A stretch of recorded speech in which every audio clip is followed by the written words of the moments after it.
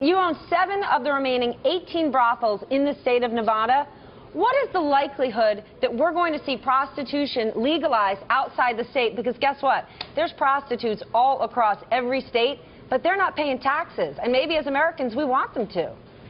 We want them to pay taxes, and we want to get rid of the ruthless pimps, the disease, and the drug use. But the chances are absolutely zero because our politicians are all hypocrites. They allow it to happen. They embrace it by turning their head and looking the other way. So does the prostitution lobby have a wrong label on it? Everyone views it as sleaze when at the end of the day it's going to exist whether we like it or not? Well, we do it. The Bunny Ranch is not your daddy's old cat house. You know, the motto is not just sex and adventure, and we make it fun. We make it a good time, and that's why our business has done good. The rest of them have not, and I'm buying up everybody. But what do you mean? What do you mean a fun and a good time? One would think at the end of the day, sex, any way you have it, is fun and a good time. But in this day and age, with the older guys, and Viagra's our best friend at the Bunny Ranch, they're having a good time, they're laughing, they're giggling, they're interacting with 40 or 50 beautiful girls that want to have a good time. It's more than sex nowadays. Well, okay, so you're doing well. Are you sensitive at all? Is this industry sensitive to some of the economic trends that we see? Absolutely. The business has been recession-proof until now, and it's taken a big hit, a 40% drop in business. But my places are doing well, and I'm buying up all the ones that aren't doing well. But how does the internet hurt you? You could go on so many different websites, and ladies are, advertising their wares. Why go to a place like the Bunny Ranch? Why do I need Dennis Hoff when I could go to places like Craigslist?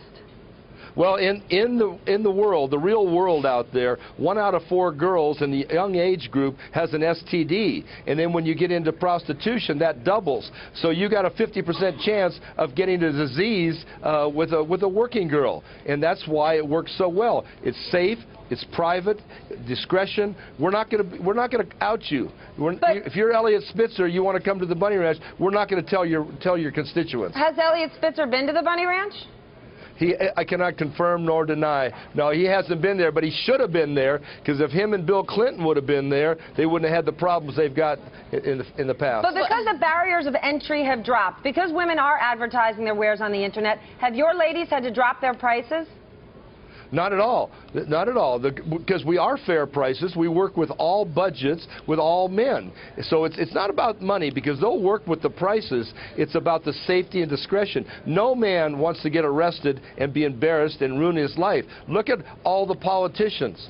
Every 6 months for 30 years, a politician has lost his family, and a lot of them lost their jobs. Yeah, but it happens quarter after quarter, whether it's sexting, whether it's sex scandals. That happens constantly. That doesn't seem to be going away anytime soon.